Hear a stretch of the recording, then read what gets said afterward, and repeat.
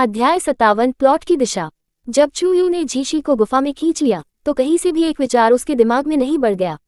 मूल उपन्यास में जब भी नायक का सामना करना पड़ा था, हमेशा एक असाधारण विशेषज्ञ या एक असाधारण सुंदरता होगी जो उसे बचाने के लिए आएगा। हालांकि वर्तमान में झीशी ने केवल उसे अपनी तरफ से देखा था।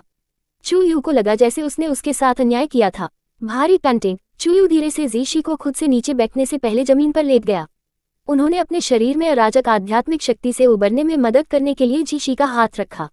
अब जब वे एक सुरक्षित स्थान पर भाग गए थे तो चूयू को आखिरकार अपने विचारों को शांति से व्यवस्थित करने का मौका मिला। उन्होंने एक लालटेन निकाली और उसमें आध्यात्मिक ऊर्जा की एक सांस उड़ा दी।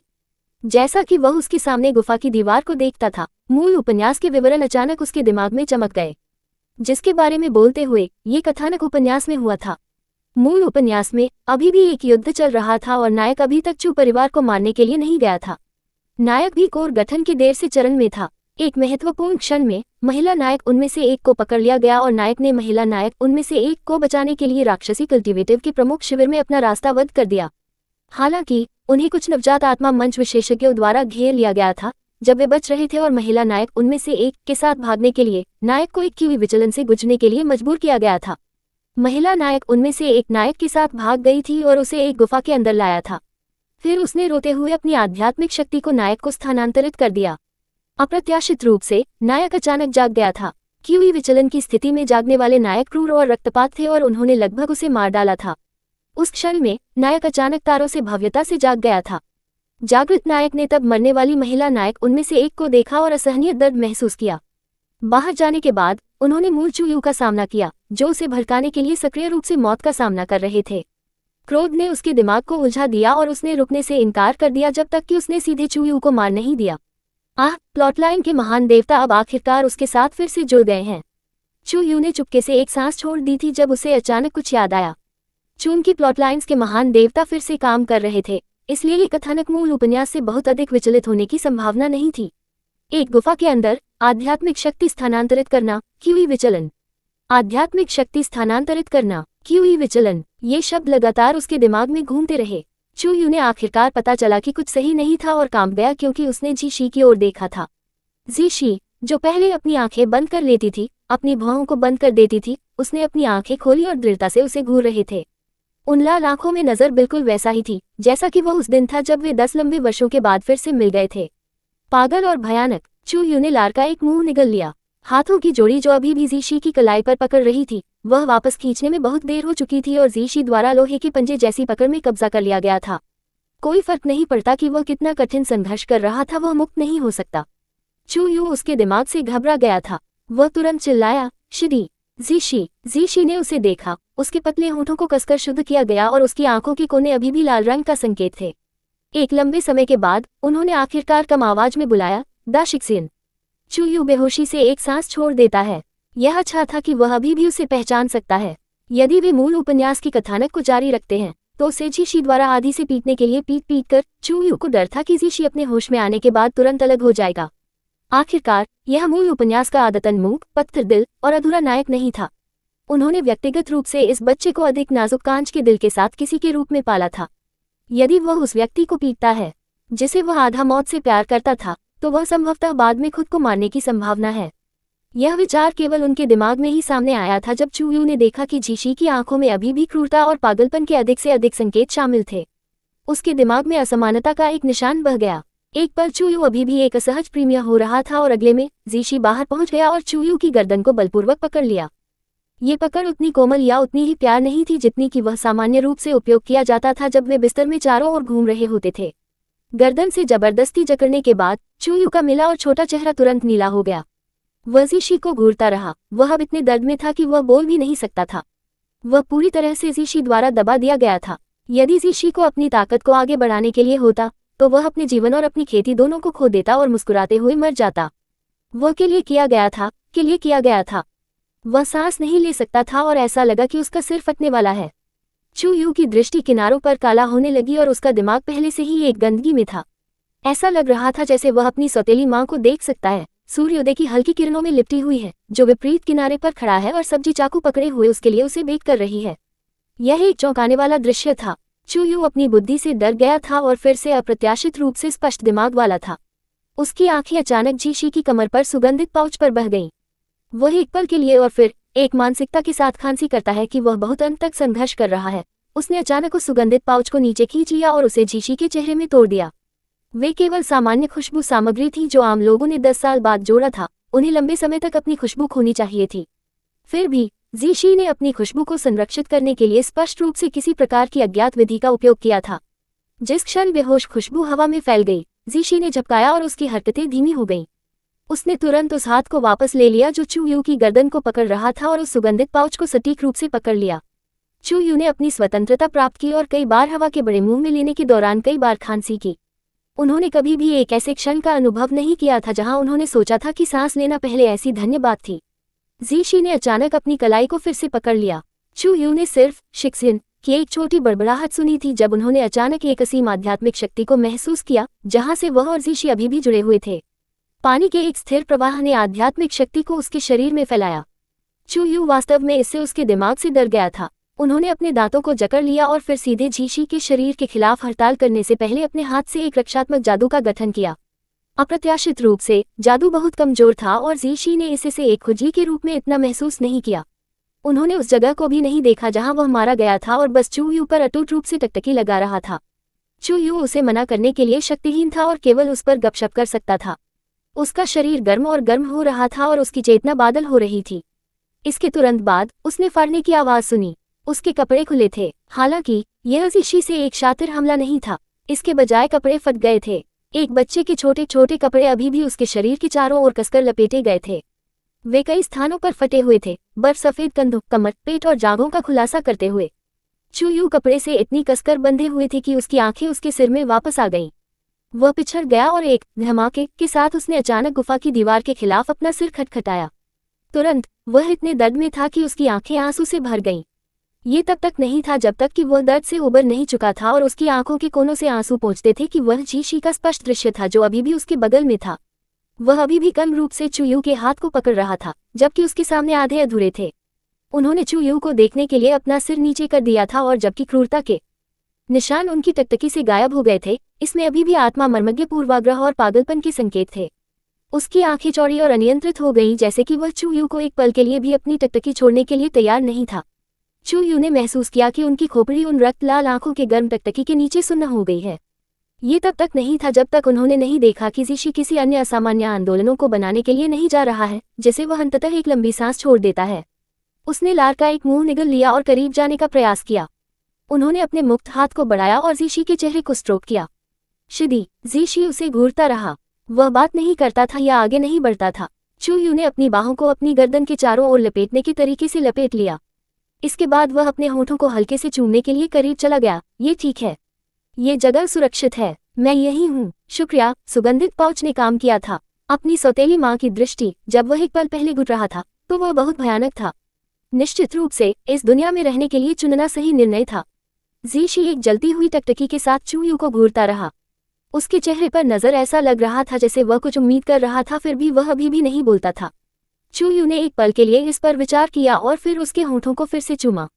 जीशी को थोड़ा उत्साहित करते हुए देखकर वह समझ गया, जब तक आप गले और चुंबन प्राप्त नहीं करते, आप खुश नहीं होंगे। नायक के पास जो दिलदानव था वह अप्रत्याशित रूप से थोड़ा प्यारा था। चू यू ने इस तथ्य को नजरअंदाज कर दिया कि वह लगभग एक पल पहले ही मौत का गला घोंट दिया गया था। वह झिझकते हुए मुस्कुरा रहा था। शिदी, अच्छा बनो और मेरे हाथ से जाने दो। मेरे लिए किसी भी अधिक आध्यात्मिक शक्ति को स्थानांतरित न करें। जीशी ने अपना सिर हिलाया, लेकिन उसकी पकड़ केवल तंग हो गई। वह अपनी हड्डियों की दर्दनाक क्रैकिंग आवाजों को सुन सकता था। चू यू अब उसकी आंखों में आंसू थे। जीशी झपकी और उसकी टकटकी अचानक भटकने लगी, उसके उजागर कंधों से उसके पेट तक, और फिर यह उसकी जांघों तक गिर गया। वह उस त्वचा को देखता था जो जैड के रूप में सफेद थी, ये सोचकर कि कौन जानता है। चू यू ने सोचा, क्या ऐसा हो सकता है कि वह ऐसा करना चाहता है। चू यू ने झपकी ली, अपनी आंखें बंद कर ली और फिर जीशी की अगली चाल का इंतजार किया। एक अच्छे समय के इंतजार के बाद और जीशी ने अभी भी एक कदम नहीं बनाया था, चू यू ने पहेली में अपनी आंखें खोली। उन्होंने देखा कि जीशी चुपचाप उसके सामने आधा आधी थी और उसे एक कोमल टकटकी के साथ देख रही थी। उसके होठों को शुद्ध किया गया था और उसके मुंह के कोनों में एक बेहोश मुस्कान का संकेत था। केवल देख रहे हैं। चू यू ने जीशी के बालों के लिए अपने हाथ तक पहुंचने से पहले एक पल के लिए चुप था। वह मुस्कुराया और कहा, आमतौर पर आप केवल देख सकते हैं, लेकिन नहीं खा सकते हैं, और अब आप केवल देखना चाहते हैं लेकिन खाना नहीं खाते। जीशी अभी भी चुपचाप उसे देख रहा था, जैसे एक छोटा कुत्ता चुपचाप बैठ गया और उसके मालिक को घूर रहा हो। इस बात की पुष्टि करते हुए कि संचार अभी भी असंभव था, चूयू ने अपने भौं को झुर्रियों से उकसाया और आहें भरी, जीशी, आपकी पकड़ मुझे चोट पहुंचा रही है। जीशी रुक गया और लग रहा था कि उसने अपने शब्दों को समझा है, क्योंकि उसने अपनी पकड़ को थोड़ा ढीला कर दिया था। चूयू ने अपना मौका देखा और तुरंत अपना हाथ वापस खींच लिया। जीशी का इंतजार किए बिना फिर से अपना हाथ पकड़ने के लिए चूयू ने खुद को जीशी पर फेंक दिया और उसे कसकर गले लगाया। उन्होंने अपने बालों से तारों से भव्यता को बाहर निकाला और जीशी के इनकी काले बालों में चिपक गए, आराम से जीशी की पीठ को थपथपाया। ये ठीक है, ये ठीक है। यदि आप मेरे लिए आध्यात्मिक शक्ति को स्थानांतरित करते रहते हैं तो मेरी आत्मा नसें विस्फोट करेगी। स्टाररी स्प्लेंडर वास्तव में मूल उपन्यास का रहस्यमय हथियार था। हल्के नीले रंग की किरणें जीशी, और थोड़ी देर के बाद उन्होंने अपने शरीर को स्थानांतरित कर दिया और आसानी से चूयू को गले लगा लिया। उनकी आवाज में अब कुछ भावनाएं भी थी। शिक्सियनित, मैं। चूयू ने खुद को जीशी के आलिंगन में दफन कर दिया और जवाब में एक नर्म हम दिया। मैंने अभी क्या किया? जीशी ने एक दर्दनाक ग्रंथ दिया। वह कुछ चिंतित था और चूयू को देखने के लिए धक्का देना चाहता था। वह नहीं चाहता था कि चूयू को बिना किसी न करे कि वह देखे बिना अपनी बाहों में खुद को दफनाना जारी रखे ताकि वह नहीं देख सके। वह अपने हाथ से पहुंचा और चूयू के चिकनी बर्फ सफेद कंधे को छुआ। वापस लेने से पहले उसकी उंगलियां कांप गईं। जीशी ने फिर एक बागे निकाला और इसे चूयू के शरीर पर लपेट लिया। चूयू ने चुपचाप अपनी गर्दन को ढांक दिया। वह वापस चला गया और अपनी गर्दन को पूरी तरह से कवर करने के लिए बागे के कॉलर को पकड़ लिया। एक ठंडे चेहरे के साथ उन्होंने कहा, आपने अपना दिमाग खो दिया और मेरे लिए बहुत सारी आध्यात्मिक शक्ति स्थानांतरित कर दी। जीशी, क्या आप अभी भी अपनी नवजात आत्मा बनाने की योजना बना रहे हैं? यदि नवजात आत्मा का गठन विफल हो जाता तो एक उच्च संभावना थी कि वह कई चरणों को छोड़ देगा। उसे ये सब फिर से करना होगा और इसके अलावा दूसरी बार नवजात आत्मा को बनाना कठिन होगा। इतना कि उसके मूल टूटने और उसकी खेती पूरी तरह से गायब होने की संभावना थी। यह एक लंबा समय हो गया था क्योंकि वह आखिरी बार चूयू द्वारा व्याख्यान दिया गया था, इसलिए दुखी महसूस करने के बजाय जीशी खुश था। वह सब मुस्कुरा रहा था क्योंकि वह चूयू के करीब चला गया और उसे चूमा। कोई चिंता नहीं, कोई चिंता नहीं। मेरे शरीर में आध्यात्मिक शक्ति बहुत अधिक बहुतायत से है। शिक्सियन को एक हिस्से को स्थानांतरित करना वास्तव में मेरी आध्यात्मिक शक्ति को काफी हद तक स्थिर कर दिया है। मैं अपने कोर को तोड़ सकता हूं और किसी भी क्षण में अपनी नवजात आत्मा बना सकता हूं। चूयू ने संदिग्ध रूप से अपना चेहरा पिन किया। वास्तव में? जीशी ने आज्ञाकारी रूप से अपना सिर हिलाया। यह अच्छा है, यह अच्छा है। वे आखिरकार मूल पथ पर लौट आए थे। कोई रास्ता नहीं था कि वह नायक की खेती की प्रगति को धीमा कर सके। हालांकि अभी अपनी नवजात आत्मा बनाने के लिए बहुत उपयुक्त समय नहीं था क्योंकि वे शहर के करीब थे। वे उन राक्षसी काश्तकारियों को फिर से हमला नहीं कर सकते थे। चूंकि जीशी जाग रहा था इसलिए अब छिपाने की आवश्यकता नहीं थी। चूयू ने चीजों के माध्यम से सोचना समाप्त कर दिया और खुशी से अपना सिर हिला रहा था। वह बस कुछ पासिंग टिप्पणियों को कहने वाला था और फिर खुशी से सुझाव देता था कि वे गुफा को छोड़ देते हैं जब मेयिन घाटी की तलाश में रहती है, जब एक गहरी रोशनी जीशी की आंखों में चमकती थी। जीशी ने चूयू को बंद कर दिया क्योंकि उसने अपना बागे को खोल दिया। बैंगनी चिन्हों में ढांकी गर्दन अब स्पष्ट रूप से दिखाई दे रही थी। जीशी का रंग अचानक बदसूरत हो गया। मैंने ये किया। चूयू ने अपनी गर्दन को ठीक करने के लिए अपने कॉलर को उठा लिया। उन्होंने कहा, यह आप नहीं थे। मुझे हाल ही में लगा कि मैं मोटा हो गया हूं, इसलिए मैंने अपनी गर्दन को निचोड़ने की कोशिश की। निश्चित रूप से मुझे मोटा हाहा मिला। जीशी की आंखें अंधेरी हो गई क्योंकि वह चुपचाप उसे घूर रही थी। चूयू का दिल हिल गया। डर है कि जीशी फिर से एक व्यर्थ समस्या पर अपना समय बर्बाद कर देगा। वह धीरे से खांसता है और जब जीशी ने धीरे से अपना हाथ दूर ले जाया तो वह कुछ और कहना जारी रखे। वह नीचे झुक गया और चूयू की गर्दन पर अपने नम होठों को दबाया। उन्होंने गला घोंटने के निशान के साथ और हल्के से उन सभी को चूमा। चूयू की गर्दन संवेदनशील थी इसलिए चुंबन ने उसके चेहरे को फ्लश कर दिया। हालांकि उसने अपने दांतों को जकड़ लिया और उसे सहन किया। चिन्हों को चूमने के बाद जीशी के सिर ने चूयू की गर्दन के खोखले में आराम किया। उसकी आवाज कुछ खुरदरी हो गई। उद्धरण चिन्ह ... ये हमेशा इस तरह है। हर बार जब मैं शीजोंग की रक्षा करना चाहता हूँ तो मैं हमेशा विफल रहता हूँ। इस तरह की एक व्यर्थ समस्या पर अपना समय बर्बाद करना इसके लायक नहीं है। यदि हॉट दानव लंबे समय तक उसमें निवास करना था तो जल्द या बाद में जीशी की चेतना अस्पष्ट हो जाएगी और वह अपने दिल के दानव द्वारा पूरी तरह से नियंत्रित हो जाएगा। चूयू का दिल भारी लगा।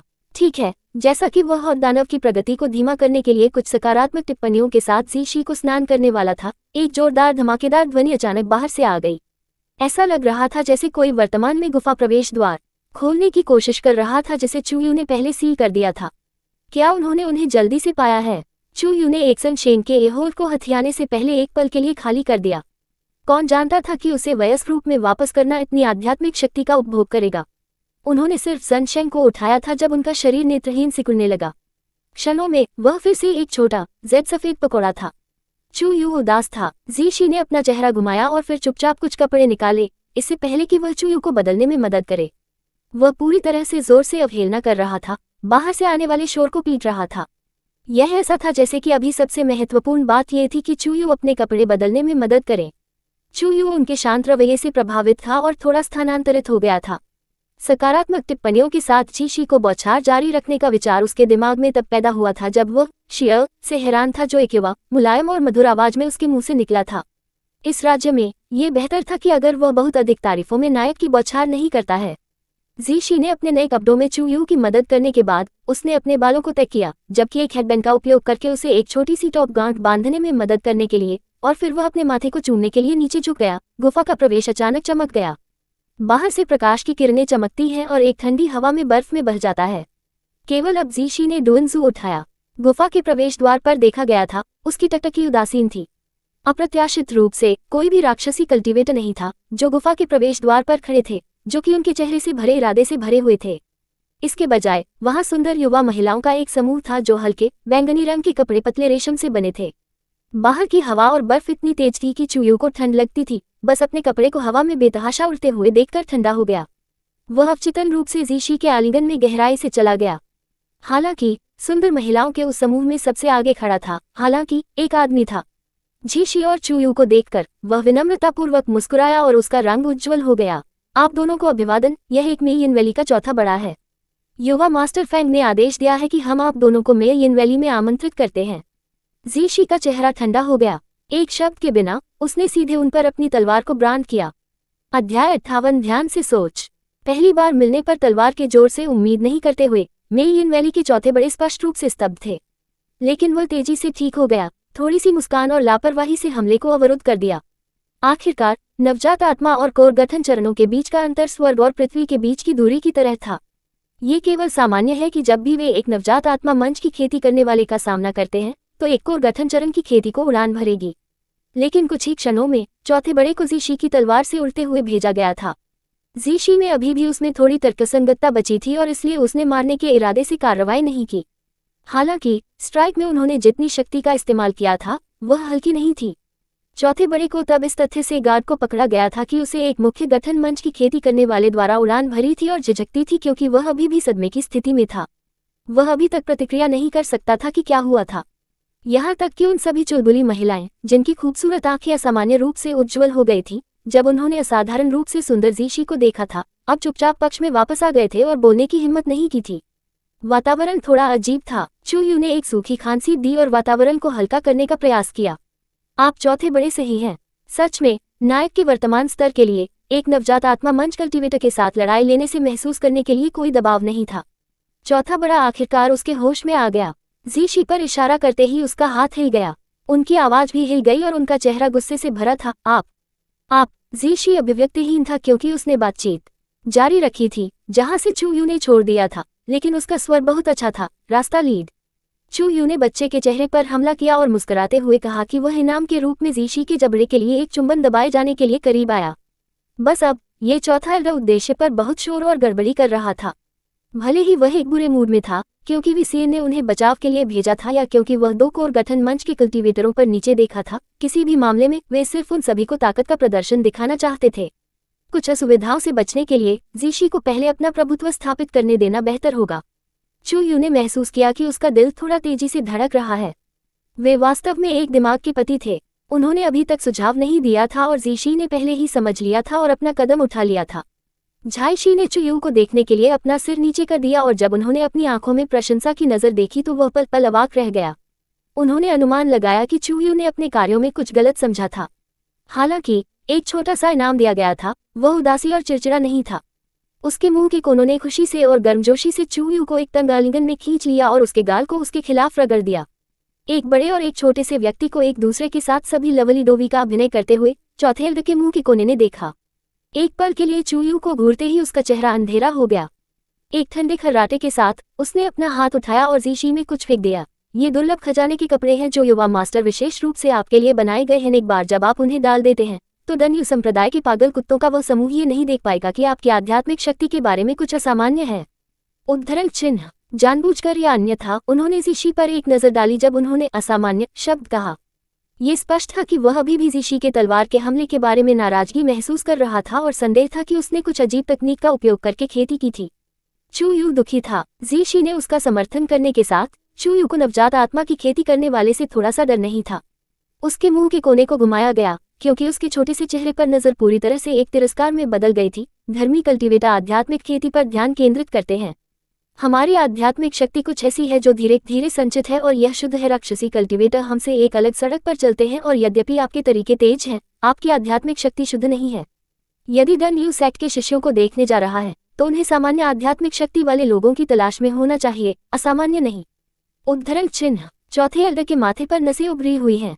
वह वास्तव में चू यू को मौत के घाट उतारना चाहता था, लेकिन जब उसने एक बार झाई पर एक नजर डाली तो वह चुप रहा, अपने गुस्से को रोकना।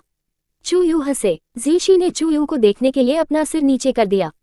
उसके मुंह के कोनों को एक मुस्कान में उठाया गया था, लेकिन उसकी आंखों की गहराई में एक गहरी रोशनी टिमटिमाती थी। एक ठहराव के बाद उसने चू यू को एक बागे में मदद की, इससे पहले कि वह दूसरे को खुद पर रखे। चौथा बड़ा अब भी विनम्र होने के मूड में नहीं था। ये देखते हुए कि उन्होंने उन्हें खत्म कर दिया था, वह तुरंत रास्ते का नेतृत्व करता है और चला गया। जीशी ने मन नहीं किया और उनके पीछे बहुत दूर या बहुत करीब हो गए। इस बीच वह और चू यू एक दूसरे से फुसफुसाए। शीजोंग, मैं थोड़ा पछतावा महसूस करने लगा हूँ। हम जिस स्थान पर थे वह अच्छा था। चू यू के चेहरे पर काली रेखाएं दिखाई दी। वह जानता था कि जीशी किस स्थान के बारे में बात कर रहा था और क्यों। याद करते हुए कि कैसे जीशी ने हल्के से चाटा था और अभी उसकी गर्दन को चूमा था, एक शरारती आग्रह तुरंत उठता है। वह करीब चला गया और अपनी छोटी जीभ को बढ़ाया। इसके बाद उन्होंने चुपचाप हंसने से पहले जीशी के एडम के सेब को चाटा। सिर्फ एक स्थान होने की बात क्या है? न तो समय और न ही मूड सही था। मुझे डर है कि आपने अभी चौथे बड़े को एक चरम डराने के बजाय दिया है और फिर मुझे किसी और को खोजने पर विचार करना होगा। जीशी का एडम का एप्पल ऊपर और नीचे चला गया जबकि उसकी पीठ चुप गई थी। ये पहली बार था जब उन्हें लगा कि उनकी गर्दन संवेदनशील है। उसने फिर अपनी आंखें थोड़ी संकुचित कर दी। उनके हाथ ने पहले से ही चू यू की कलाई को पकड़ लिया था, जबकि उनकी मुस्कान कुछ हद तक विकृत हो गई थी। किसी और को ढूंढें, शीजोंग, जो कोई भी आप पाते हैं, जो कोई भी मैं मारता हूँ। मैं तब आपको एक कमरे में बंद कर देता हूँ और आपको हर दिन मेरे रूप में चिन्हित करता हूँ। मैंने आपको अपने जीवन के बाकी हिस्सों के लिए बाहर नहीं जाने दिया। उस समय कोई फर्क नहीं पड़ता कि शिक्सियन कितना रोता है, शिदी को नर्म दिल नहीं लगा। उद्धरण चिन्ह। चू यू देख सकता था कि जीशी मजाक नहीं कर रहा था। उसने एक खोखला हंसी दी और फिर तुरंत उसके होठों को चूमा और उसके खिलाफ रगड़ दिया। एक मजाक, ये सिर्फ एक मजाक था। जीशी मुस्कुराया क्योंकि उसने चू यू के छोटे चेहरे पर अपना अंगूठा रगड़ दिया और फिर इस विषय को बदल दिया। क्या यह हो सकता है कि अब भी शिक्सियन को पता नहीं है कि क्या शिदी काफी अच्छी है? यदि ऐसा है तो शिदी ने अभी तक कड़ी मेहनत नहीं की है। नहीं नहीं नहीं, कोई नायक नहीं, आप पहले से ही सबसे मेहनती हैं। यहाँ तक कि किसानों ने दोपहर में खरपतवारों को आपके रूप में मेहनती नहीं किया है। यह विचार उनके दिमाग में तब उत्पन्न हुआ था जब चू यू ने पहली बार एक लंबे समय तक सिस्टम को बीप किया था। डेंग tilde comment barrage view load करना टिल्ड। हम पूछते हैं कि मेजबान ठीक से खुद को तैयार करता है टिल्ड। तैयार करें, तैयार करें, तैयार करें, तैयार करें। तारांकन तारांकन तारांकन, आपकी तैयारी जल्दी करो और इसे बंद करो। USERSESMEMPLING हंसते हुए मेरे बिस्तर को थप्पड़ मार रहा है। शिदी, ओ शिदी, मैंने पहले कहा था, क्या मैं नहीं था? आप एक ही समय में छोटी मछली की गोली नहीं खा सकते हैं और मछली नहीं खा सकते हैं। यू यंग मैन टिल्ड जोड़ 2 अंक क्लोजिंग स्क्वायर ब्रैकेट। शिदी ने अपने की हुई विचलन का लाभ क्यों नहीं उठाया और अभी शिक्सियन को ऐसा करने के लिए जब से उसने आखिरी बार मछली खाया। जोड़ 2 अंक, ये बहुत लंबा हो गया है। USERPASSER mutual love. शीजोंग अब जमकर सुरक्षात्मक हो रहा है। जमकर सुरक्षात्मक। चू परिवार की अतिप्रवाह प्रकृति अब शिक्सियन में प्रकट हुई है। जोड़ 2 अंक। यूजर म्याओ म्याओ, हे किसानों की तरह। चू यू ने हंसते हुए टिप्पणी बैराज स्क्रीन को देखा। सिस्टम भी हंस रहा था। पर्याप्त रूप से हंसने के बाद उन्होंने टिप्पणी बैराज दृश्य को बंद कर दिया और फिर ठंड से कहा, ये कहने के लिए क्षमा करें, लेकिन मैं अब यहाँ रहने का इरादा रखता हूँ, इसलिए मैं अब अंक संचित करने का लक्ष्य नहीं रख रहा हूँ। आप अब आत्मविनाश कर सकते हैं। ये सिस्टम एक पल के लिए चुप था, इससे पहले कि वह एक पल के लिए मौन हो। उपन्यास की मूल सामग्री के निष्कर्ष पर पहुंचने से पहले टिल्ड होस्ट स्वेच्छा से सिस्टम के साथ आपके अनुबंध को नहीं हटा सकता है। चू यू ने खुद को रोक दिया और अपने चेहरे पर एक अंधेरे रूप के साथ वह प्रणाली को अनदेखा करने के लिए आगे बढ़ा। जीशी ने उत्सुकता से चू यू के चेहरे पर हाथ फेरा। क्या बात है शिक्सियन? उद्धरण चिन्ह ... मैं नहीं करना चाहता। मुझे लगा कि यह मेरे कुछ तनाव को छोड़ने के लिए एक उपयुक्त समय था। ये सब है। चू यू को पूरी तरह से मौत के बारे में पता था कि एक पल के लिए चुप रहने के बाद उन्होंने खुद को जीशी के आलिंगन में गहराई से धकेल दिया और उसके बाद चुप रहने का फैसला किया। हवा और बर्फ अब और तेज हो रही थी। हवा उनके चेहरे को मारने वाली ठंडी थी ताकि उनकी हड्डियों तक सभी तरह से प्रवेश किया जा सके। जीशी ने अपने टकटकी को वापस लेने से पहले एक छोटे से क्षण के लिए चू यू को देखा और फिर उसने अपने बागे को खुला खींच लिया और इसमें चू यू को लपेटने के लिए आगे बढ़ा। फिर उन्होंने चुपचाप मेइयिन वैली के लोगों का अनुसरण किया। मेइयिन वैली बहुत दूर नहीं था जहां से वे थे, इसलिए वेई सियन तुरंत गड़बड़ी को नोटिस करने में सक्षम थे और कुछ लोगों को उनका स्वागत करने के लिए भेजा। एक पहाड़ी चोटी से गुजरने के बाद घाटी अचानक उनकी आंखों के सामने दिखाई दी। हालांकि यह ऐसा था जैसे यह अभी भी बाहरी दुनिया से अलग हो गया था। जबकि बाहर हवा और बर्फ का एक क्षेत्र था, घाटी के अंदर यह वसंत के बीच में दिखाई दिया। ये गर्म था और फूल खिल रहे थे, सुंदर बैंगनी और शानदार लाल थे। वाई चिन वर्तमान में केवल एक बर्फ सफेद आंतरिक बागे में कपड़े पहने हुए थे और फूलों के एक समूह के ऊपर पड़े थे। उसके सामने एक छोटी मेज थी और उस मेज पर ठीक शराब और स्वादिष्ट भोजन की एक प्लेट थी। वह उस शैतानी सुंदर चेहरे पर एक गहरी मुस्कान के साथ शराब पी रहा था, जो दिखने में एक महिला की ओर अधिक झुक गया था और उसके ढीले बाल उसकी आंखों को ढकते थे। वह सामग्री और आराम से देखा। जैसे ही उसने उसे देखा, चू यू ने अनियंत्रित रूप से स्लिंगशॉट को बाहर निकाला, जिसे उन्होंने विशेष रूप से यहाँ यात्रा के दौरान बनाया था, और फिर थंडर गेंदों को बाहर निकाला था जो उन्होंने बहुत पहले एकत्र किया था। उन्होंने स्लिंगशॉट को पढ़ा, उनके आंदोलनों को प्रत्यक्ष और कुशल। इससे पहले कि वह जमीन पर भी पहुंच गया, उसने पहले ही थंडर बॉलर्स को ग्रीटिंग के रूप में भेज दिया था। ये गड़गड़ाहट गेंदें विशेष रूप से चू यू द्वारा बनाई गई थी। उन्होंने जानबूझकर लाल लताओं, नीले फूलों और गेरों की मिट्टी का इस्तेमाल किया था ताकि वे बहुत छोटे लोहे की गेंदों को डाई कर सके ताकि वे सुंदर दिखें। वे मार्बल्स में से एक की तरह लग रहे थे कि अर्चन रंग के भावरों वाले आम लोगों के शहरों में खेलेंगे। काश्तकारों के लिए ये कुछ भी आंख को पकड़ने के लिए नहीं था। वे साइन को उम्मीद नहीं थी कि चू यू ने उसे एक बड़ा उपहार भेजा था जिस क्षण वह उससे संपर्क करता था। वह सब मुस्कुरा रहा था क्योंकि उसने अपने शरीर को ऊपर उठाया और छोटे रंगीन गेंदों को प्राप्त करने के लिए अपना हाथ उठाया। तुरंत कई रूमिंग आवाजें सुनी गईं और धूल के कुछ मशरूम बादल नीचे से उठे। चौथे बड़े चेहरे पर और अपना सिर दूर कर दिया। चू यू ने स्लिंगशॉट को दूर कर दिया और थोड़ा घबराया हुआ महसूस करते हुए उसके नीचे के क्षेत्र को उत्सुकता से देखा। उन्होंने उम्मीद नहीं की थी कि जीशी ने अचानक अपने हथियार अपने चारों ओर कस लिए और उन दोनों को साइड में ले जाएंगे। वे सेन पहले से ही खड़े थे जहां वे मूल रूप से थे। ये सिर्फ इतना था कि पिछली सदा के लिए शांत और पॉलिश किए गए युवा मास्टर वेई में वर्तमान में बेअसर बालों का एक सिर था जो उसके कंधों में गड़बड़ था। उसके कपड़े अव्यवस्थित थे और वह थोड़ा थक गया था। इससे पहले कि वह अचानक हंसने लगा, वह चू यू को एक लंबे समय तक घूरता रहा। तीसरे भगवान चू, अपने युवा शक्ति को बरामद करने के लिए क्या आप इसे दिलचस्प पा रहे हैं? चू यू अभिव्यक्तिहीन था। मुझे खेद है, लेकिन मुझे शुरू करने के लिए नहीं कहा गया था।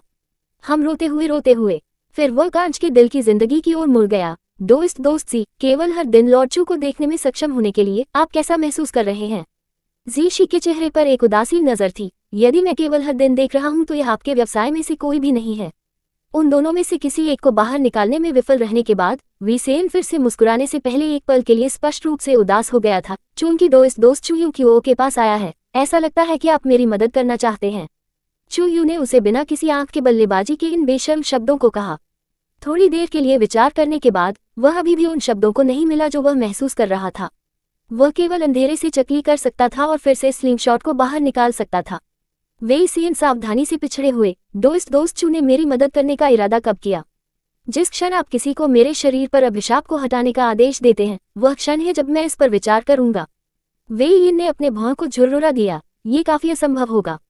अगर मैं आगे बढ़ता और डाविस्ट मित्र चू और डाविस्ट दोस्त चू पर अभिशाप को हटा देता, तो क्या मैं तुरंत भाग नहीं जाता? तो क्या मैं बिना किसी कारण के उस परेशानी से नहीं गुजरा?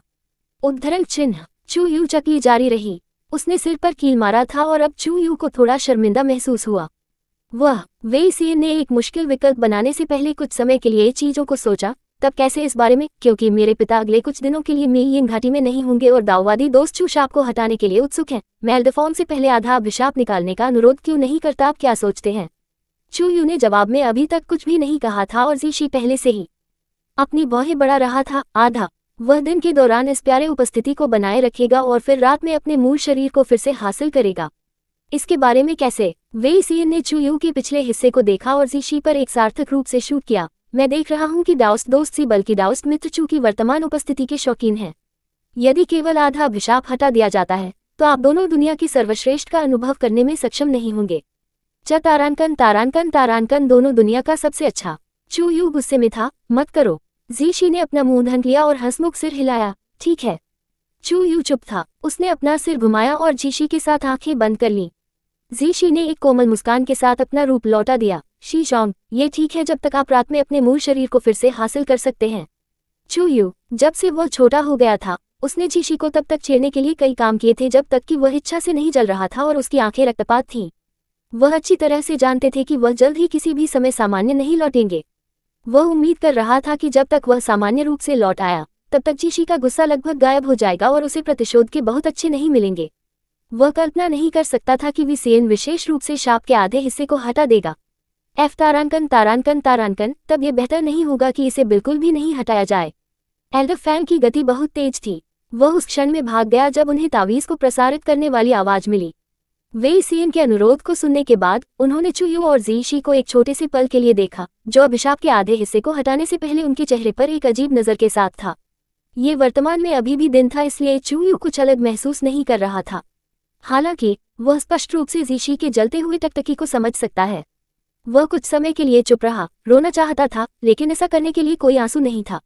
एल्डर फैंग, ये बेहतर होगा यदि आप मेरे अभिशाप को बिल्कुल भी नहीं हटाते हैं। या तो वही या आप इसे पूरी तरह से हटा देते हैं।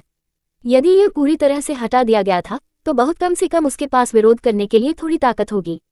जीशी ने चू यू के सिर के शीर्ष के खिलाफ अपना सिर रगड़ दिया। शिक्सियन, शरारती मत बनो। उनका स्वर बहुत प्यारा था, जैसे कि यह शहद में धब्बा हो गया हो। केवल एक बेवकूफ केवल उस उत्साह को नहीं सुन पाएगा जो उसकी आवाज में मौजूद था। विसेन ने आकाश के रंग को देखा कि यह पता लगाने के लिए कि यह अंधेरा होने वाला है। उन्होंने कहा कि उनकी आंखों में एक बेहद सार्थक नजर थी। फिर, मुझे आप दोनों से थोड़े समय के लिए मेयिन घाटी में यहाँ रहने के लिए कहना चाहिए। ये कहने के बाद उन्होंने एक सुंदर युवा महिला को बगल में इशारा किया और फिर वह एक अतिथि कमरे की ओर जीशी का नेतृत्व करना शुरू कर दिया। ईमानदार होने के लिए, हालांकि यह एक राक्षसी पद संप्रदाय था, दृश्य वास्तव में काफी अच्छा था। यह शायद इसलिए था क्योंकि चीजें धर्मी पद के पक्ष के लिए बहुत लंबे समय तक इतनी शांतिपूर्ण थीं कि वे इस बात से अनजान थे कि राक्षसी काश्तकारों ने भी समय के साथ प्रगति की थी। राक्षसी काश्तकारियों के निवास जो निर्देशात्मक पुस्तकों में खींचे गए थे, जो उन्होंने छोटे बच्चों को दिए थे, वे अभी भी अविश्वसनीय रूप से छायादार और उदास दिखने वाले थे।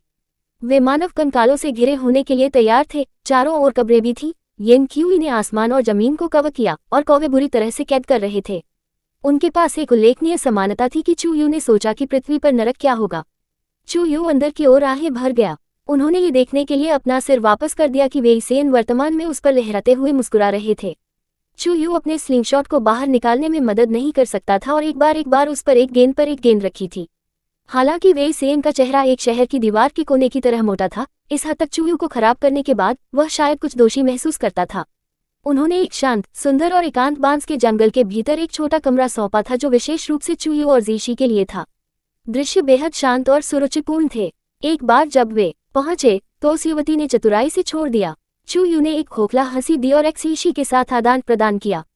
बस एक पल के लिए जैसा कि उसने ऐसा किया, उसकी खोपड़ी झड़ गई।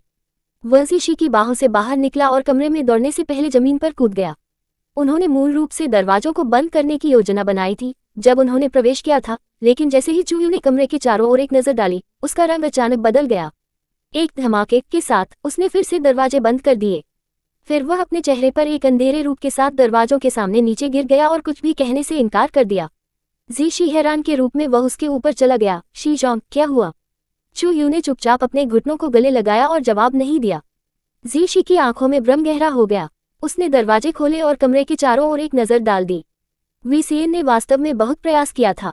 कमरे में नीचे लटकने वाले लवेंडर रंग के रेशम पर्दे की परतें थीं और उनमें से एक कोने को हवा से एक विशाल बिस्तर को उजागर करने के लिए एक तरफ उड़ा दिया गया था। कमरे में एक अज्ञात खुशबू थी, बीमार, मीठी और नशीली। बस एक विफ किसी को कुछ हद तक मदल हेडेड और डिस्पीरियंट बनाने के लिए पर्याप्त था। हालांकि सबसे महत्वपूर्ण बात यह नहीं थी, ये वास्तव में हाथ में बहुत करीब था। एक छोटी सी मेज के ऊपर रखी गई चीजों का एक संग्रह था जो दरवाजे के सामने सेट किया गया था। कई चीजें थीं और एक सरसरी नजर से पता चला कि गुलाब मरहम, एक बेल कोड़ा, मोमबत्तियां और बहुत पतली लाल रस्सी थी। जो कुछ भी संभवतः जरूरत हो सकती है वह उपलब्ध थी। मेज के बगल में बड़े लाल मोमबत्ती की रोशनी के नीचे वे सभी बहुत स्पष्ट लग रहे थे। जीशी ने चुयू को घूरने के लिए अपना सिर कम कर दिया, जो बेहद अन्याय दिख रहा था।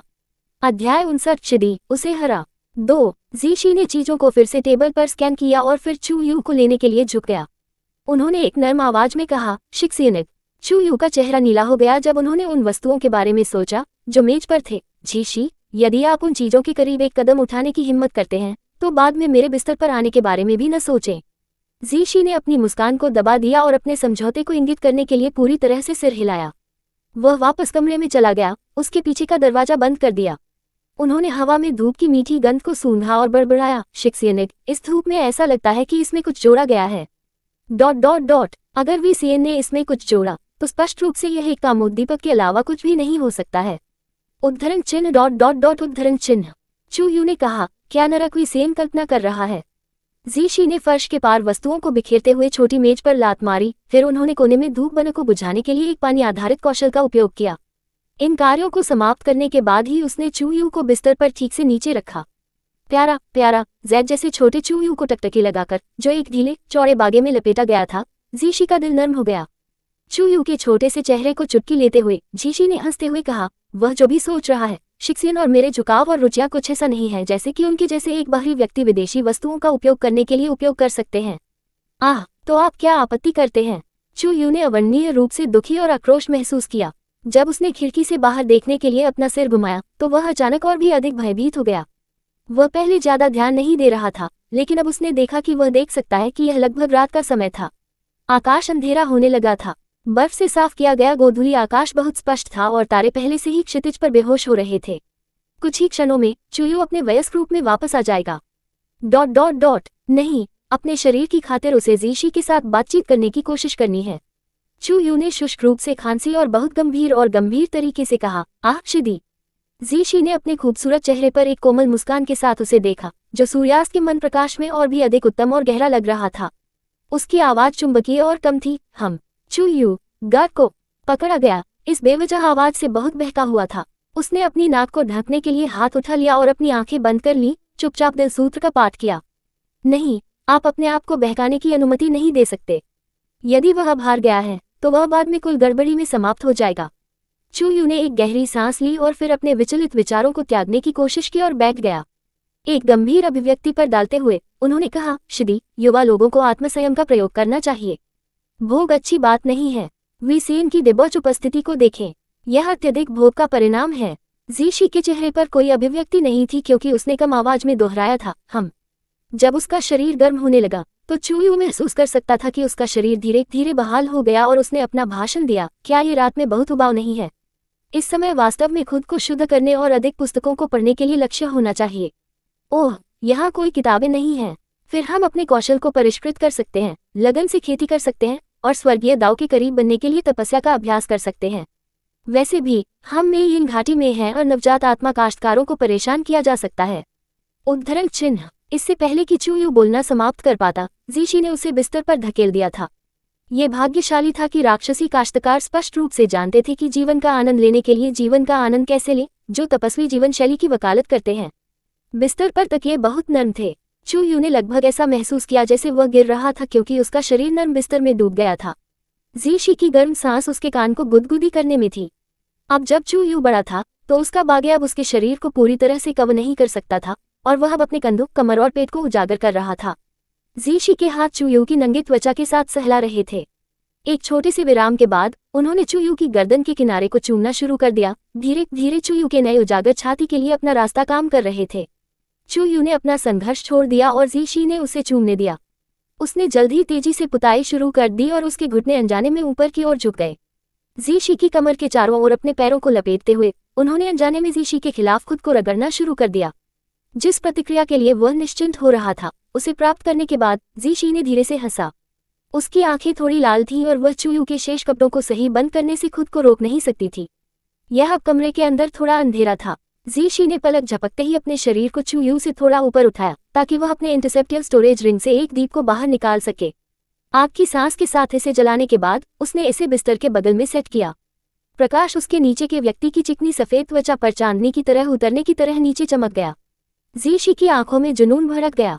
चू यू की कलाई को उसके हाथ में कसकर पकड़ते हुए जीशी ने उसे होठों पर एक लंबे समय तक चूमा, जिससे उसके होठों से नीचे उसकी ठुड्डी तक, फिर उसकी छाती, कमर और नीचे। चू यू ने अपनी इंद्रियों को फिर से हासिल कर लिया और जल्दी से उसे दूर धकेलने की कोशिश की। मत करो। नायक को अपने मुंह का उपयोग करने के लिए। कितना चौंकाने वाला। जीशी ने अपने सिर को सहनशील रूप से हिला दिया। उन्होंने एक कम और नर्म आवाज में कहा, शिक्सियन ने मेरे लिए क्या किया है, मैं भी करूंगा। चू यू ने अनिच्छा से अपना हाथ वापस खींच लिया और अपने जलते हुए चेहरे को ढांक दिया। उसके चेहरे पर अभिव्यक्ति किसी ऐसे व्यक्ति की थी जो आनंद के साथ नशे में थी। उसने अंधेरे छत पर देखा, अपने होठों को काटते हुए और भारी परमानंद की नई भावनाओं पर विलाप करने का आग्रह किया। ये वास्तविक है, इसे रोकने के लिए अधिक से अधिक असंभव बनाना। जब चू यू उठा तो बिस्तर पर उसके बगल में जगह खाली थी। उसके शरीर को साफ किया गया था और एक रजाई में कसकर लपेटा गया था। जैसे जैसे वह धीरे धीरे उठता गया, उसने एक अवर्णनीय जगह में फाड़ महसूस किया, जिससे उसका चेहरा चिकोटी बदल गया। जैसा कि उन्होंने भविष्यवाणी की थी, उन्हें जीशी को वापस रखने की उम्मीद नहीं करनी चाहिए। सबसे अधिक समय बनाने के लिए जब चू यू ने अपने वयस्क रूप को फिर से हासिल कर लिया था, जीशी ने बहुत मेहनत की, पूरी रात चू यू के साथ पापा किया और उस हद तक कई नए पदों की कोशिश की जो उसने ट्रैक खो दिया था। ये तभी था जब आकाश ने हल्का होना शुरू कर दिया था कि वह आखिरकार चू यू के शरीर को रोकने और साफ करने के लिए संतुष्ट था, ये जानते हुए कि वह फिर से अपने बच्चे के रूप में वापस जाने वाला था। अब समय क्या है? जब वह थोड़ी देर के लिए बिस्तर पर बैठा था और ये देखकर कि जीशी वापस नहीं आया था, चू यू ने एक बागे पर डाल दिया और बिस्तर से बाहर कूद गया। दुर्भाग्य से उसके पैर इतने कमजोर थे कि वह लगभग अपने घुटनों तक गिर गया। मानसिक रूप से डांटते हुए जीशी, चू यू ने धुंधले पर्दे की परतों को विभाजित किया और दरवाजा खोला। कमरे से बाहर निकलने पर चू यू एक हरे रंग की बांस के पेड़ के नीचे खड़े जीशी को दूर नहीं देखकर आश्चर्यचकित था। चू यू टिप्टोस पर खड़ा था और देखा कि वीसीएन जीशी के सामने खड़े थे। तार्किक रूप से वीसीएन का लक्ष्य चू यू है। वह अब जीशी की तलाश में क्यों गया? पुराने एक में एक नए अपराध के साथ जीशी वीसीएन को मारना चाहता था, लेकिन विभिन्न कारणों से वह अभी उसे मारने में असमर्थ था। जीशी उग्र होना चाहिए और उसे चेहरा नहीं देना चाहिए। क्या इसीलिए वीसीएन ने अब जीशी की तलाश करने और उसे भड़काने की हिम्मत की थी? चू यू ने कुछ समय के लिए इस भाई के साहस की प्रशंसा की, फिर सावधानी से उनकी ओर चला गया, जो कि छोटे कदम उठाते हुए। इससे पहले कि चू यू उसे बाहर बुला पाता, जीशी चारों ओर घूम गया, अपनी बाहों से बाहर पहुंच गया और चू यू को फिर से वीसीएन की ओर ले जाने के लिए वापस मुड़ने से पहले अपनी बाहों में लपेट दिया। ये देखकर कि चू यू थका हुआ दिख रहा था, वीसीएन ने चू यू को एक स्पष्ट रूप दिया और उससे सावधानी से पूछा, साथी दो इस चू, कल रात आपकी नींद कैसी थी? चू यू ने अपने चेहरे को अभिव्यक्त करते हुए जीशी को देखने के लिए दूर कर दिया और कहा, आप जो भी कहना चाहते हैं उसे थूक दिए या खो जाएं। वीसीएन ने उसकी नाक को छुआ, लेकिन वह उसके सामने बड़े और छोटे व्यक्ति की अनावरण की गई शत्रुता को सहन नहीं कर सका। मुस्कुराते हुए उसने विदाई में अपने हाथों को कप करने के लिए अपनी आस्तीन उठाकर छोड़ दिया। चू यू ने वीसीएन की पीठ पर देखा। हालांकि यह व्यक्ति अपने परिवार की प्रलोभन और बेविनिटी तकनीकों के प्रति नापसंदगी के बारे में इतना मुखर रहा है, लेकिन आखिरकार वह इस जगह पर बड़ा हुआ। इस प्रकार ऐसा लगता है कि वह अभी भी अक्सर अनजाने में मेई यिन वैली के आकर्षक कौशल का उपयोग करेगा। जिस तरह से उसकी छोटी कमर ने बिना किसी कमर को चलाया, ये काफी स्त्रैण और मोहक था। चू यू ने चुपचाप अपनी किस्मत एक को एक पल के लिए आशीर्वाद दिया और फिर जीशी पर देखा। एम्फॉक्सी, आपने वास्तव में इस बात की हिम्मत की कि आप अपने कटोरे से खाने के बर्तन में क्या हैं? टू जीशी, बच्चा स्तब्ध था। चू यू धर्मी आक्रोश से भर गया था। इस तथ्य के बावजूद कि आपने इसे पूरी रात मेरे साथ किया था, आज आप मुझे उस छोटे से तारांकन एच के साथ निजी तौर पर मिलने के लिए छोड़ देते हैं। जीशी, चू यू दिल टूट गया था। आप मेरे साथ ये कैसे कर सकते हैं? हम आज रात अलग सोएंगे। जीशी, जीजी लंबे समय तक चुप था। उसके मुंह के कोनों ने ट्विच किया और उसने कहा, शिक्सियन। चू यू ने ठंड से छींटाकशी की और अपना सिर दूर कर दिया। सौभाग्य से वह अब छोटा के रूप में था, यहाँ तक कि अगर वह इस तरह से पोटा, ये केवल प्यारा लग रहा था और ओस नहीं। झाई जी कुछ चू यू के कार्यों से कुछ हद तक उत्तेजित थे, क्योंकि उन्होंने कल्पना की थी कि चू यू कैसा दिखेगा यदि वह अपने सामान्य वयस्क रूप में इस तरह का काम करता है। जितना अधिक जीशी ने छवि के बारे में सोचा, उतना ही उसका दिल सूजन हो। वह मदद नहीं कर सकता, लेकिन नीचे झुक गया और चू यू को चूमकर। जीशी का चेहरा मुस्कुराहट से भरा हुआ था, क्योंकि उसने कहा, ठीक है, मैं गलत था। शीशा मुझे वह सब पसंद कर सकता है जो वह पसंद करता है, लेकिन मुझे अनदेखा नहीं करता है। उन्होंने कहा कि फिर दृढ़ता से कहा, और कोई सो नहीं है। यह कोई मजा नहीं है। चू यू ने खुद को हिलाया और चुप रहे। जीशी मीठे रूप से मुस्कुराया क्योंकि वह चुप गया और चू यू को चूमा। उन्होंने कहा, शी जोंग, वे साइन यहाँ मुझे लुभाने के लिए आया था। चू यू डम्बफाउंड किया गया था। ओह, जीशी ने कहा। उन्होंने पूछा कि क्या मुझे धर्मी मार्ग को धोखा देने और मेई यिन घाटी में शामिल होने में दिलचस्पी है। चूयू, जीजी का चेहरा पीला था। उन्होंने कहा कि उनके पिता मेरे माता पिता के बारे में जानते थे। क्या तारांकन तारांकन तारांकन तारांकन? नायक के माता पिता को यहाँ दफनाया गया था। चूयू हैरान था। निश्चित रूप से जीशी राक्षसी पथ में शामिल नहीं होगा। क्या वह होगा? अगर वह करती तो चूयू क्या करती? वह जीशी में शामिल होने के लिए चू परिवार को धोखा नहीं दे सकता था। चूयू तब भी एक नुकसान में था जब शीशी ने जारी रखा, मैंने इनकार कर दिया। इसलिए शिक्सियन को इस बात की चिंता नहीं करनी चाहिए कि शिदी अपने किसी भी स्नेह को दूसरे में स्थानांतरित कर देगी। शिदी को उस प्रकार के कचरे में कोई दिलचस्पी नहीं है। ... उस बारे में कौन परवाह करता है? चूयू असहाय था और उसके चेहरे पर अभिव्यक्ति को तय किया। हमें यातना के साथ वी सेन से पूछताछ करने का एक तरीका खोजने की आवश्यकता है। कोई जरूरत नहीं है। जीशी ने चूयू को अपनी बाहों में कसकर पकड़ लिया और चूयू के लंबे काले बालों के माध्यम से अपनी उंगलियां चलाईं। उसकी आंखें ठंडी थीं क्योंकि उसने कहा, मेरे पास शिक्सियन है। यह मेरे लिए पर्याप्त है। कोई फर्क नहीं पड़ता कि क्या गुप्त परेशानियां हैं। इतने सालों तक मुझे छोड़ने के बाद वे अब माता पिता कहे जाने के योग्य नहीं हैं। उद्धरण चिन्ह। चूयू ने अपना मुंह खोला, लेकिन जीशी को कहने के लिए आराम के किसी भी शब्द के बारे में नहीं सोचा। उपन्यास में नायक के माता पिता के साथ क्या हुआ, इसका खुलासा नहीं किया गया था। वास्तव में यहाँ तक कि उनके नाम का भी उल्लेख नहीं किया गया था। क्या जीशी को वास्तव में अपने माता पिता द्वारा छोड़ दिया गया था या नहीं? उनके 2 दशक के लंबे अलगाव ने जीशी की प्रारंभिक भावनाओं को उदासीनता में लालसा और यहाँ तक कि घृणा की एक मामूली भावना को भी बदल दिया है। जीशी को इस तरह से महसूस करने का अधिकार था, इसलिए चूयू उसके लिए आत्मा के लिए चिकन सूप नहीं बना सकता था। मेइयिंग घाटी में कुछ दिन बिताने के बाद, जब चूयू के बार तबाह कमरचार उसके खिलाफ विद्रोह करने के लिए लगभग तैयार था, तो मेइयिन वैली के मास्टर ने आखिरकार एक नोट भेजा कि वह अगले दिन लौटने जा रहा था। वे सियन, जो हमेशा आराम और आसान लग रहे थे, आखिरकार कार्रवाई में आ गए। वह, चूयू और जीशी ने एक अंधेरे कोने में नीचे की ओर बातचीत की। लंबे समय तक इस पर चर्चा करने के बाद उन्होंने फैसला किया कि वी सेन मेइयिन वैली के मास्टर को अपने गार्ड को आराम देने के लिए जिम्मेदार होगा और फिर उसे नीचे रख दिया।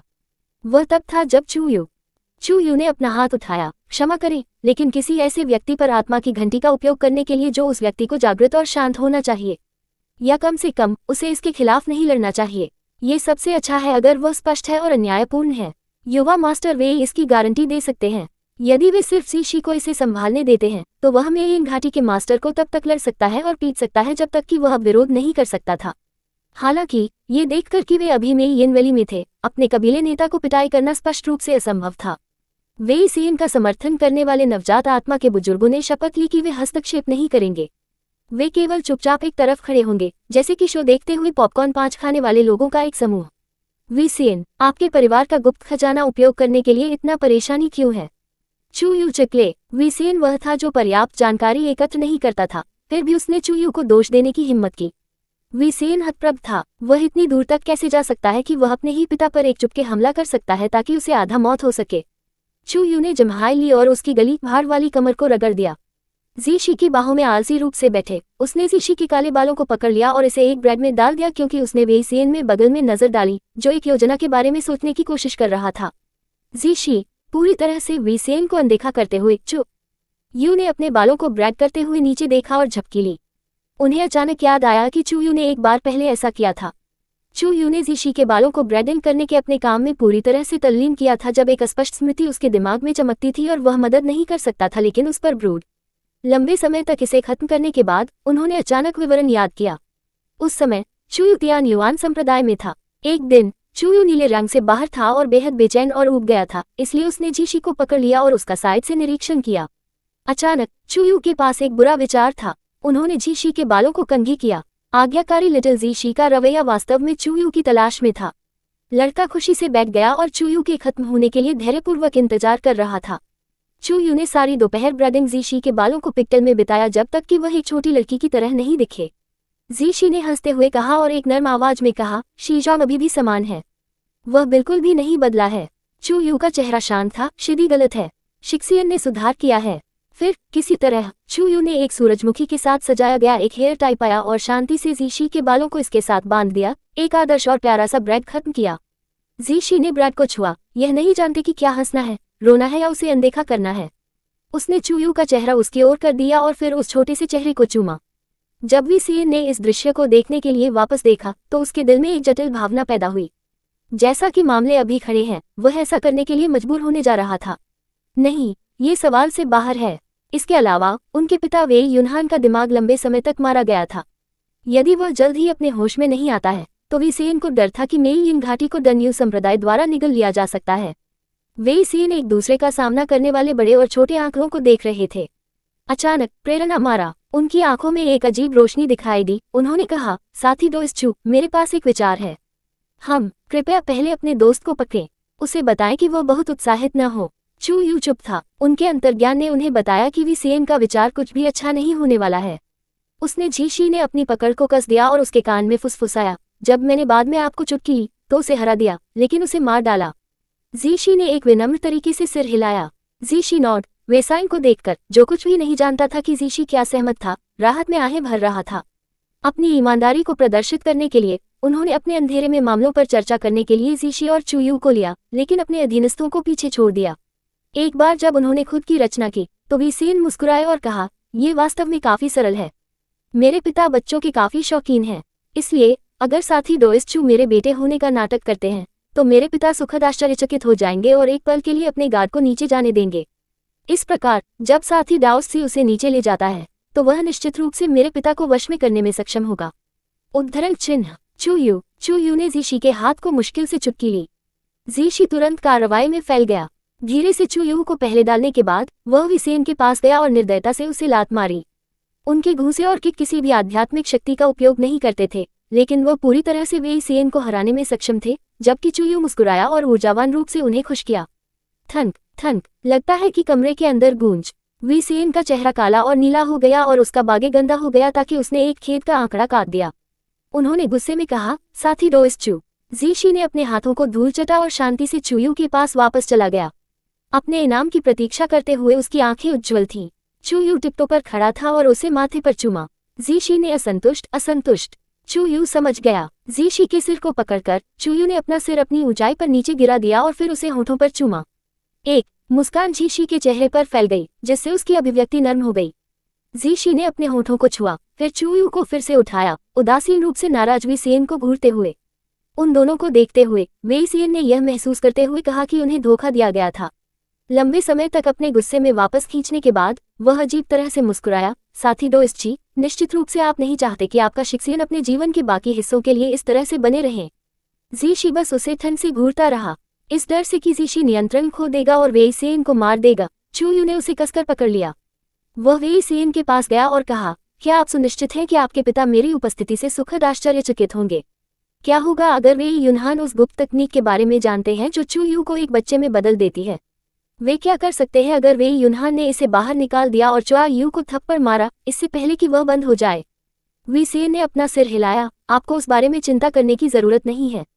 मेरे पिता, वह बच्चों की सुरक्षा के लिए लगभग एक अपमानजनक इच्छा है।